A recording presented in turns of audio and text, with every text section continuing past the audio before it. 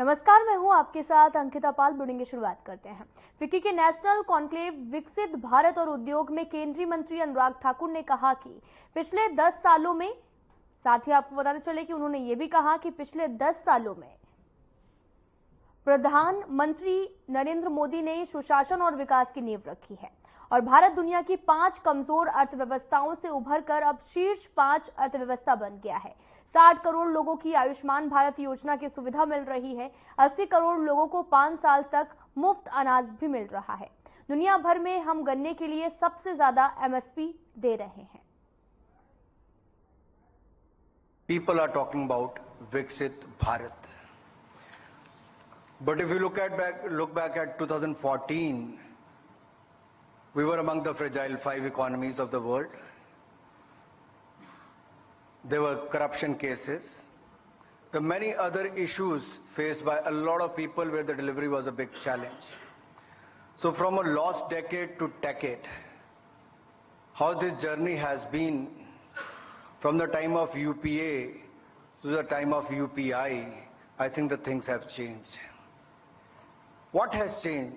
The offices are same, the officers are same. Only I think the leadership has changed, the mindset and the trust. And let me throw some light on this because Prime Minister Modi believes in the teamwork. And when I'm standing in front of the industry leaders, from the day one, Prime Minister talked about Sabka Saath, Sabka Vikas and Sabka Vishwas.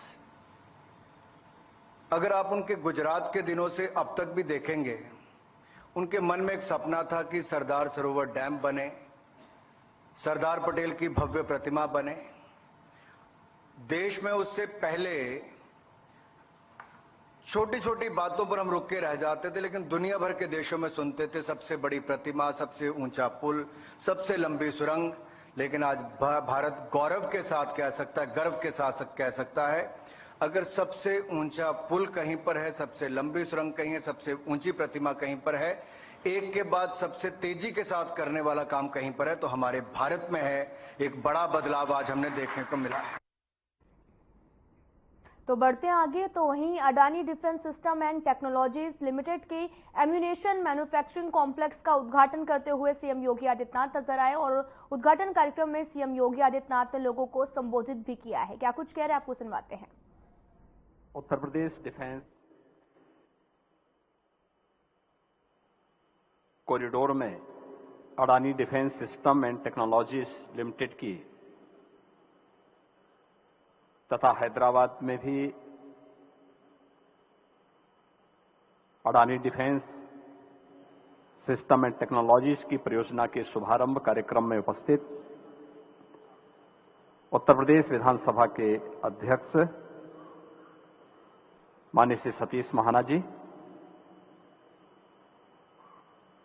Chief of army staff general Manoj Pande ji, Uttar Pradesh सरकार में मेरे सहयोगी मंत्रीगण, औद्योगिक विकास के मंत्री Shri Nand Gopal Gupta Nandi ji, MSME विभाग के मंत्री Shri Rakesh Sachan ji, lieutenant general NS Raja Subramani ji,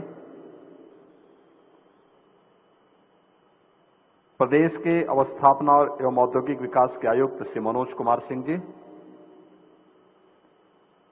MD Adani ports and special economic zone Shri Karan Adani जी, निदेशक Adani group Shri Ajeet Adani ji, CO defence and aerospace Adani group Shri Ashish Rajvanshi ji, आज के इस समारोह में विशेष रूप से उपस्थित यहां पर इस क्षेत्र के हमारे सभी माननीय जनप्रतिनिधिगण, आर्मी और प्रशासन से हमारे जुड़े हुए सभी अधिकारीगण, डिफेंस इंडस्ट्रियल कॉरिडोर और Adani defence system and technology से जुड़े हुए सभी यहां के उपस्थित सभी अधिकारी और यहां के कार्मिकगण, उपस्थित महानुभाव, मेरे लिए यह अत्यंत आह्लादित क्षण है कि जब उत्तर प्रदेश ने 2018 में अपना पहला इन्वेस्टर समिट आयोजित किया था, तब देश के यशस्वी प्रधानमंत्री आदरणीय श्री नरेंद्र मोदी जी ने देश के अंदर 2 डिफेंस मैन्युफैक्चरिंग कॉरिडोर की घोषणा की थी। भारत की रक्षा क्षेत्र में आत्मनिर्भरता के लक्ष्य को ध्यान में रख करके ये 2 महत्वपूर्ण घोषणाएं थी। एक सुदूर दक्षिण में तमिलनाडु में और दूसरा डिफेंस मैन्युफैक्चरिंग कॉरिडोर की घोषणा उत्तर प्रदेश में आदरणीय प्रधानमंत्री जी ने इन्वेस्टर समिट के आयोजन में किया था। और मुझे प्रसन्नता है कि प्रधानमंत्री जी ने उत्तर प्रदेश के अंदर जिन 6 नोड्स की घोषणा की थी, उन 6 नोड्स में अलीगढ़, आगरा, कानपुर, लखनऊ, झांसी और चित्रकूट के 6 नोड्स में आज एक महत्वपूर्ण डिफेंस एंड मैन्युफैक्चरिंग से जुड़ी हुई इस महत्वपूर्ण यूनिट ने अपना मैन्युफैक्चरिंग का कार्य प्रारंभ किया है। मैं इसके लिए Adani defence system and technologies limited को हृदय से बधाई देता हूं। हम सब जानते हैं कि उत्तर प्रदेश ने डिफेंस मैन्युफैक्चरिंग कॉरिडोर के लिए 5000 हेक्टेयर के एक बड़े लैंड बैंक को बनाने की कार्रवाई को आगे बढ़ाया है, और जिसमें से हमारे पास अब तक लगभग 5000 एकड़ लैंड हम लोगों ने लैंड बैंक के रूप में प्राप्त किया है, जिसमें अलग अलग नोड्स पे कार्य प्रारंभ हुआ है।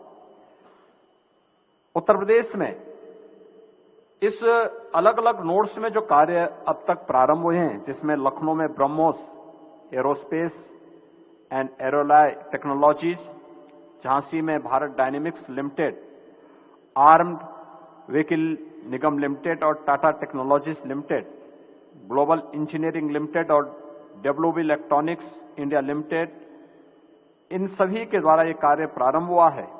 अलीगढ़ में Shankar research lab, LLP and Emitech electronics शामिल हैं, जिनमें अब तक कार्य प्रारंभ हुआ है, और जिसमें कानपुर में Adani defence system and technologies limited, Anant technologies and Zensar aerospace, ये सभी इन अलग अलग नोड्स में कार्य कर रहे हैं। उत्तर प्रदेश में 2 इस दिशा में डिफेंस मैन्युफैक्चरिंग कॉरिडोर में सेंटर ऑफ एक्सीलेंस विकसित हो रहे हैं, जिसमें दोनों आईआईटी कानपुर और आईआईटी बीएचयू, इन दोनों को इसके लिए नामित किया गया है। और इसके लिए रक्षा मंत्रालय ने भी उत्तर प्रदेश में टेस्टिंग सुविधा का इंफ्रास्ट्रक्चर विकसित करने के लिए सहयोग करने में अपनी साझेदारी दिखाई है। उनके इंफ्रास्ट्रक्चर डेवलपमेंट के लिए भी अपना सहयोग प्रदान करने की कार्रवाई की है। उत्तर प्रदेश में डिफेंस कॉरिडोर में डिफेंस एंड एरोस्पेस सेक्टर की एमएसएमई एंड स्टार्टअप की विशिष्ट जरूरतों को पूरा करने के लिए जो भी सहयोग की आवश्यकता पड़ती है, उसके लिए एक अनुकूल वातावरण प्रदेश के अंदर बनाने का कार्य हुआ है।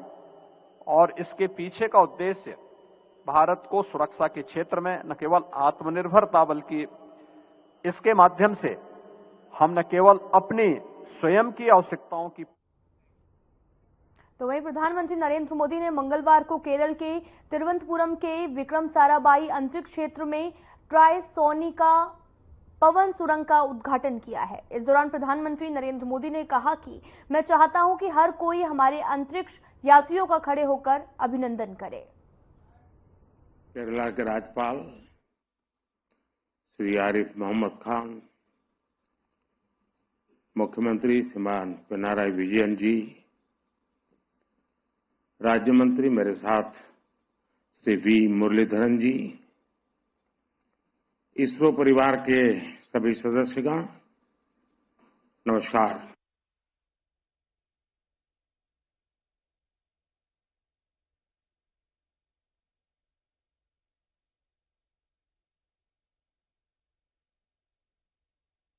साहसिक साथियों के सम्मान में हम सब स्टैंडिंग ओवेशन दे करके तालियों से उनको सम्मानित करें।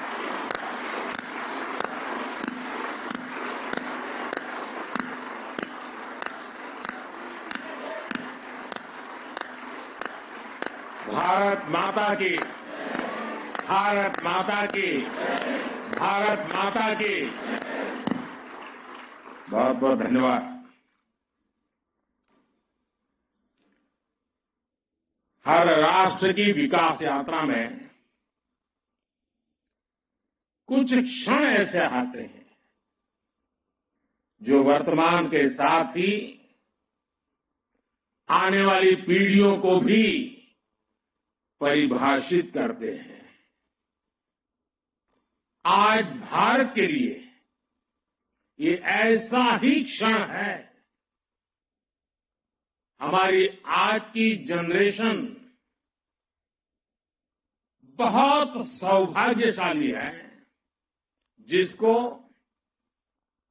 जल, थल, नभ और अंतरिक्ष में ऐतिहासिक कामों का यश मिल रहा है। कुछ समय पहले मैंने अयोध्या में कहा था कि ये नए काल चक्र की शुरुआत है। इस नए काल क्षेत्र में ग्लोबल ऑर्डर में भारत अपना स्पेस लगातार बड़ा बना रहा है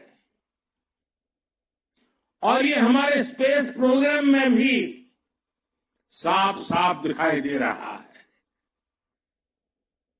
साथियों, पिछले वर्ष भारत वो पहला देश बना जिसने चंद्रमा के साउथ पोल पर तिरंगा फहराया।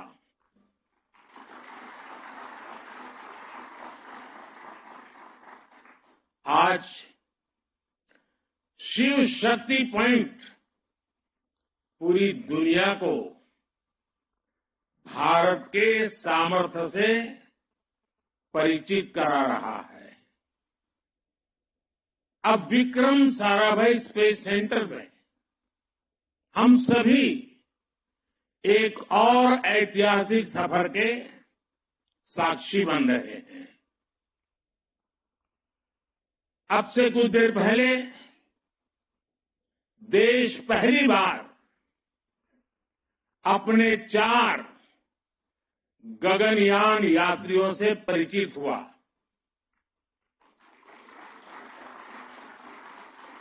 ये सिर्फ 4 नाम और 4 इंसान नहीं है, ये 140 करोड़ एस्पिरेशंस को स्पेस में ले जाने वाली 4 शक्तियां हैं।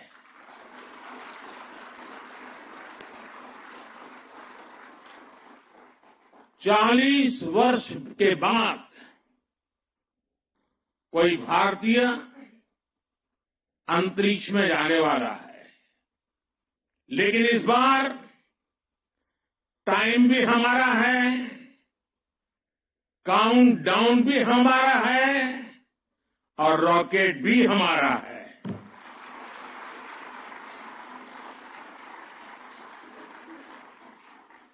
मुझे खुशी है कि आज इन एस्ट्रोनॉट से मिलने, उनसे बातचीत करने और उन्हें देश के सामने प्रस्तुत करने का सौभाग्य मुझे मिला। मैं इन साथियों को पूरे देश की तरफ से बहुत बहुत बधाई देता हूं, बहुत बहुत शुभकामनाएं देता हूं। 21वीं सदी के भारत की सफलता में आज आपका नाम भी जुड़ गया है। आप आज के भारत का विश्वास है। आप आज के भारत का शौर्य है, साहस है, अनुशासन है। आप भारत का गौरव बढ़ाने के लिए, अंतरिक्ष में तिरंगा लहराने के लिए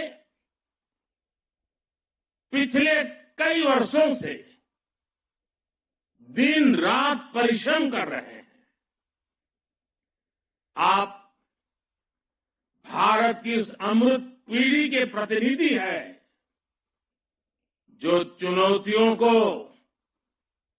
चुनौती देने का जज्बा रखती है। आपके कड़े ट्रेनिंग मॉड्यूल में योग का एक बड़ा रोल है। इस मिशन में हेल्दी माइंड और हेल्दी बॉडी और इन दोनों का तालमेल होना बहुत जरूरी है। आप ऐसे ही जुटे रहिए, डटे रहिए। देश का आशीर्वाद आपके साथ है। देश की शुभकामनाएं। तो बढ़ते हैं आगे। नोएडा पुलिस को एक बड़ी सफलता मिली है। थाना सेक्टर 20 नोएडा पुलिस ने फर्जी रूप से जीएसटी फर्म घोटाले में वांछित अभियुक्त को गिरफ्तार किया है। अभियुक्त पर 25,000 रुपए का इनाम भी रखा गया था। अभियुक्त को मुबारकपुर दिल्ली से गिरफ्तार भी किया गया है।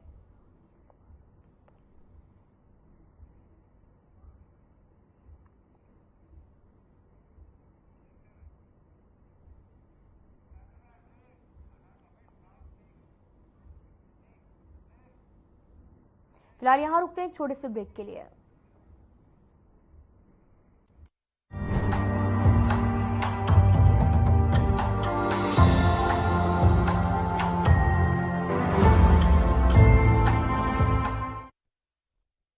चैनल है श्री बृजमोहन सिंह साधना न्यूज। बेस्ट चैनल है श्री बृजमोहन सिंह साधना न्यूज। ये पीछे बैठे लोगों से मेरी खास तवज्जो मैं उनकी चाहूंगी कि प्लीज आप लोग तालियां जरूर बजाएं प्लीज। यहाँ पे आने वाले सभी लोगों की हौसला अफजाई होती है आपकी तालियों से।